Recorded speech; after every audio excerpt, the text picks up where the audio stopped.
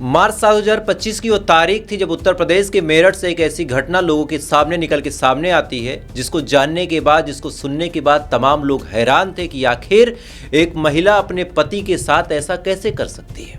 एक महिला क्या अपने पति को मार के उसको सीमेंट में चुनवा के दीवार के पास फेंक सकती है? क्या एक महिला अपने पति को इतनी निर्दयतापूर्ण तरीके से मार सकती है?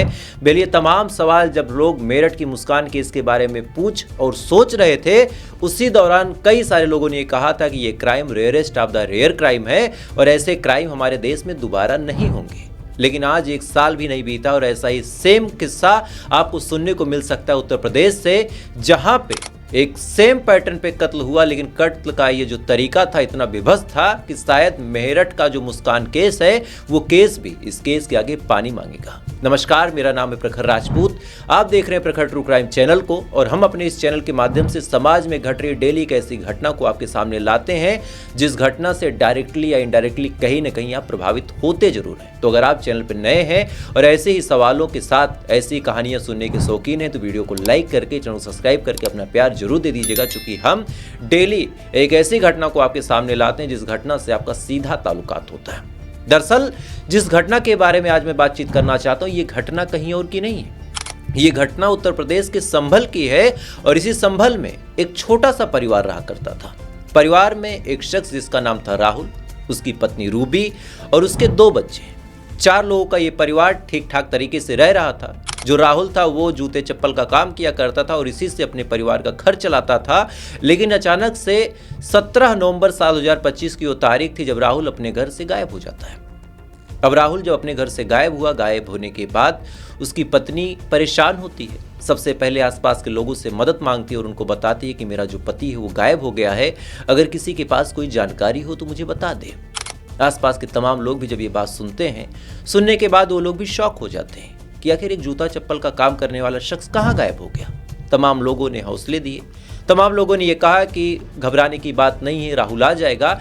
लेकिन जैसे जैसे वक्त बीतता चला जा रहा था, राहुल की जो पत्नी रूबी थी वो परेशान थी, घबरा रही थी, रो रही थी और साथ ही चारों तरफ मदद की गुहार लगा रही थी। देखते ही देखते 1 हफ्ते का वक्त गुजर गया और जब 1 हफ्ता गुजर गया, इसी के जस्ट बाद रूबी पहुंच जाती पुलिस स्टेशन और पहुंचने के बाद वहां पे कंप्लेन दर्ज करवाती है और कहती है कि साहब मेरा पति गायब है और आप लोग मेरे पति को खोज दें।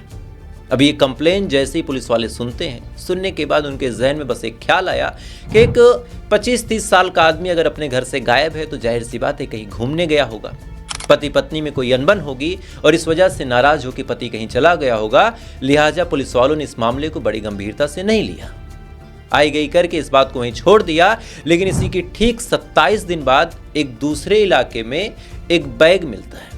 आसपास के लोग जब उस बैग को देखते हैं तो देखने के बाद पता चलता है कि उस बैग से बड़ी तीक्ष्ण बदबू आ रही है और जैसे ही इस बदबू के बारे में आसपास के लोगों ने चर्चा की, किसी समझदार इंसान ने कहा कि शायद इसके अंदर कुछ संदिग्ध हो सकता है, लिहाजा पुलिस को बुला लिया जाए। इसके बाद आसपास के लोग पुलिस को फोन करते हैं। पुलिस वहां पे भागी भागी पहुंचती है। पहुंचने के बाद जब उस बैग को खोलती है तो उसके अंदर से जो कुछ मिला उसे देखने के बाद पुलिस वालों के भी हाथ पांव फूल गए। दरअसल अंदर एक धड़ मिलता है जिसका ना तो सर था, ना हाथ था, ना पैर था, केवल सीने का हिस्सा उस बैग में पैक था और देखने मात्र से पता चल रहा था कि यह हिस्सा कई दिनों पहले काटा गया था और कई दिनों से सड़ रहा था। अब जैसे ही ये चीज पुलिस वाले देखते हैं, देखने के बाद सदमे में आ जाते हैं। फौरन आसपास की जो लोकल टीमें हैं, जो LIU है, उनको एक्टिव किया जाता है। आसपास के इलाकों में सर्च ऑपरेशन चलाया जाता है और जब सर्च ऑपरेशन चलाया जाता है तो पुलिस वालों को एक टी-शर्ट मिलता है जिस पे खून लगा था। अब जैसे इस टी-शर्ट को पुलिस वाले पाते हैं, खोजबीन का सिलसिला और तेजी के साथ रफ्तार पकड़ता है। तभी इनको एक कटा हुआ हाथ मिलता है जिसपे एक टैटू बना हुआ था और जिसपे लिखा था राहुल। अब जैसे इस टैटू को पुलिस वाले देखते हैं, उनको याद आता है कि 27 दिन पहले एक महिला कंप्लेन दर्ज करवाने आई थी जिसने बताया था कि उसका कोई पति है जिसका नाम राहुल है, वो भी गायब है। लिहाजा पुलिस वाले फौरन उस महिला को बुलाते हैं, शिनाख्त के लिए हाथ दिखाते हैं और साथ ही उस टी-शर्ट को दिखाते हैं। लेकिन जैसे ही रूबी उस हाथ और टी-शर्ट को देखती है, फौरन पहचानने से इनकार करती है और कहती है कि साहब ये मेरे पति का नहीं है, ये तो किसी और शख्स का है और मेरा पति ऐसा बिल्कुल पहनता ही नहीं था और ऐसा बिल्कुल दिखता भी नहीं था। पुलिस वाले परेशान हो जाते हैं कि आखिर इसका पति कहाँ गया और उससे भी बड़ी चिंता ये थी पुलिस वालों के पास कि आखिर ये हाथ और कपड़े किसके हैं। पुलिस वाले जांच पड़ताल करना शुरू करते हैं और धीरे धीरे जब तमाम एंगलों पे खंगालते हैं तो उनके शक की सुई इसी रूबी के इर्द गिर्द घूमने लगती है। जब रूबी के इर्द गिर्द शक की सुई घूमने लगी, इसी के जस्ट बाद पुलिस वालों ने रूबी के फ़ोन को अपने कब्जे में लिया, पड़ताल शुरू की। तो पड़ताल करने के बाद पता चला कि रूबी के फ़ोन में उसी राहुल की ऐसी तस्वीर है जिस तस्वीर में राहुल ने सेम टी शर्ट पहनी है, जो टी शर्ट उस क्राइम सीन पे मिला था। अब पूछने को कुछ बचा नहीं था, लिहाजा पुलिस वाले फौरन इस रूबी को गिरफ्तार करते हैं। गिरफ्तार करने के बाद जब रूबी से पूछताछ होती है, तब रूबी ने वो कहानी सुनाई जिसको सुनने के बाद, जिसको जानने के बाद आज आपके पैरों तले जमीन खिसक जाएगी। दरअसल इस कहानी की असल शुरुआत इसी साल 2025 में तब होती है जब पड़ोस में रहने वाला गौतम रूबी के घर आना जाना शुरू करता है। घर पे आने जाने के दौरान रूबी और गौतम के बीच नाजायज संबंध बन जाते हैं। नाजायज संबंध का आलम यह था कि जब भी दोनों को मिलना होता, फोन पे गौतम बता देता कि आज मैं आ रहा हूं, और इसी के जस्ट बाद जो छोटे छोटे 2 बच्चे थे उनको 2-4 रुपए भेज के पत्नी कहती कि जाओ कुछ खा लो, और साथ ही पति की गैर मौजूदगी में अपने आशिक को बुला लेती और वहां पे दोनों की इंटीमेशन का सिलसिला शुरू हो जाता। घंटों एक दूसरे के साथ वक्त गुजारने के बाद गौतम अपने घर पे चला जाता, बच्चे वापस आ जाते और किसी को कानो कान खबर नहीं होती। तमाम चीजें बिल्कुल ठीक चल रही थी, किसी को कुछ पता चल नहीं रहा था। लेकिन इसी दौरान इस कहानी में ट्विस्ट तब आ जाता है जब 17 नवंबर को ये अपने पति से पूछती है कि आज आप कब तक आएंगे। पति बताता है कि आज काम बहुत ज्यादा है और रात के 2 बज जाएंगे। इसी के जस्ट बाद 10 बजे रात को ये अपने आशिक गौतम को बुला लेती है। गौतम आता है, बच्चे सो चुके थे, दोनों एक कमरे में जाते हैं, बिना कपड़ों के एक दूसरे के साथ फिजिकल रिलेशन बनाना शुरू करते हैं। लेकिन इसी दौरान जो पति राहुल था वो गलती से आ जाता है। घर में जैसे ही राहुल आता है, अपनी पत्नी को अपने पड़ोसी के साथ जब ऐसी आपत्तिजनक हालत में देखता है, देखने के बाद उसका पारा चढ़ जाता है। वो नाराज होता है, विरोध करने लगता है, डांटने लगता है, चिल्लाने लगता है और कहता है कि कल तुम दोनों की करतूत मैं पूरे इलाके में बताऊंगा। और जैसे ही ये चीज पत्नी सुनती है, सुनने के बाद वो हैवान पत्नी अपने हाथों में एक रॉड उठाती है और उठाने के बाद अपने पति के सर पे तेजी से मारती है।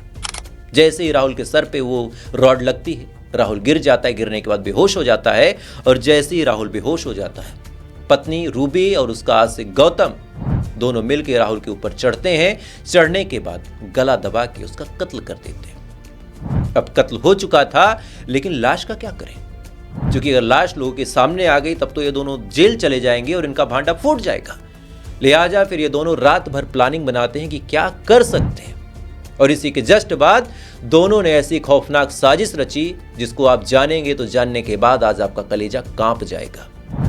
राहुल को मारने के बाद पत्नी रूबी और उसका आशिक गौतम दोनों सबसे पहले मार्केट जाते हैं। 100 रुपए की पॉलीथीन खरीदते हैं, जो काली वाली पॉलीथीन आती है। साथ ही 1100 रुपए के 2 बैग खरीदे जाते हैं। 200 रुपए का ग्राइंडर कटर खरीदा जाता है किराए पे, एक दिन का 200 रुपए किराया देना था। और ये तमाम सामान लेके ये लोग इत्मीनान से अगले दिन घर पे आते हैं। आने के बाद लाशों को काटने का सिलसिला शुरू होता है। सबसे पहले दोनों मिलके हाथ काटते हैं, फिर पाँव काटते हैं, फिर सर काटते हैं, उसके बाद शरीर के और टुकड़े करते हैं। और इन टुकड़ों को करने के बाद दोनों छोटी छोटी पॉलीथीनों में इन टुकड़ों को पैक करते हैं। उसके बाद 1300 रुपए पर डे के हिसाब से एक कार बुक की जाती है और उस कार से फिर इस लाश को ठिकाने लगाने का सिलसिला शुरू होता है। कभी किसी नदी में, कभी किसी नाले में, कभी किसी खेत में, कभी किसी खड़हर में, कभी किसी जंगल में। ऐसा कर करके उस 80 किलो के आदमी की डेड बॉडी को इन्होंने टुकड़ों में काट के आसपास के तमाम इलाकों में ऐसा फैलाया कि जहां भी ये लाश की टुकड़े मिले वहां केवल एक हिस्सा मिला। ये लोग समझदार थे, इनको पता था कि अगर सर हाथ लग गया तो शिनाख्त हो जाएगी। लिहाजा इन्होंने सर को पॉलीथीन में डाल के नदी में पत्थर के नीचे फेंका, ताकि ये सर का टुकड़ा कभी ऊपर ना आए और कभी भी इनका भांडा ना फूटे। ये तमाम करने के बाद जब हफ्तों तक इन्होंने लाश को ठिकाने लगा दिया, तब उसके बाद पत्नी नौटंकी शुरू करती है। शुरू करने के बाद सबसे पहले आसपास के लोगों तक पहुंचती है, उसके बाद फिर पुलिस वालों तक पहुंचती है। चूंकि पत्नी और उसका आशिक गौतम ये श्योर थे कि पुलिस कितनी भी मुस्तैदी के साथ काम करेगी, कभी भी इनको नहीं पकड़ पाएगी। और पुलिस वाले वैसे भी ऐसे मामले को गंभीरता से लेते भी नहीं हैं। अगर किसी मामले में पैर भी आप ठीक से ना करें और आपके ऊपर किसी बड़े नेता, बड़े पॉलिटिशियन का हाथ ना हो, तो 80% से ज़्यादा केसों में पुलिस वाले ऐसे मामलों को इग्नोर कर देते हैं। हाँ, अगर डेड बॉडी मिल जाए तब पुलिस वालों के भी हाथ पांव फूलते हैं और तब जाके वो जांच पड़ताल शुरू करते हैं। 27 दिन बाद जब इस मामले में डेड बॉडी मिली और गनीमत रही कि ठंड का महीना था और लाश ज़्यादा सड़ी नहीं थी, नहीं तो अगर लाश सड़ जाती और वो टैटू का निशान मिट जाता तो बहुत कम चांसेस थे कि इस केस में कोई खुलासा होता। गनीमत रही टी शर्ट मिल गया जिसकी वजह से भी इस केस में एक नई दिशा मिली।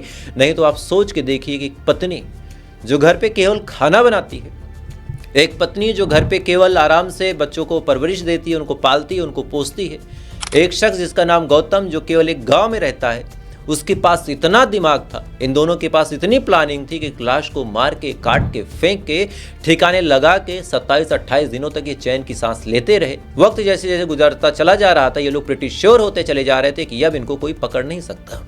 लेकिन कहते हैं ना कि 100 सुनार की तो एक लुहार के। पुलिस वाले जब कड़ी से कड़ी जोड़ते हैं और शक की सुई रूबी के ऊपर आती है, तो चूंकि रूबी कोई प्रोफेशनल क्रिमिनल नहीं थी, इस वजह से पुलिस वालों के सवालों के आगे वो टिक नहीं पाती। अंत में रूबी अपना मुंह जब खोलती है तब ऐसे कत्ल की गुत्थी सुलझती है।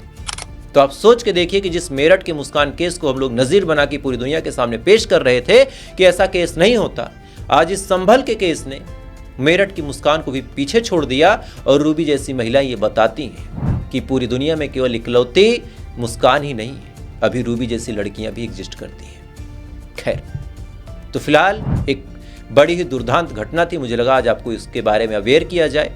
आप भी अपना फर्ज अदा करें, इस वीडियो को 2-4-6 लोगों तक शेयर करें ताकि 2-4-6 लोग और भी जान सकें कि कम से कम इस दुनिया में चल क्या रहा। बाकी आपकी क्या राय है वो बहुत इंपॉर्टेंट, इस वजह से वीडियो पे आप कमेंट जरूर करें। चैनल पे नए हैं तो सब्सक्राइब करके अपना प्यार जरूर दे दें। बाकी थोड़ी देर बाद आपसे फिर मुलाकात होगी ऐसी किसी घटना के साथ।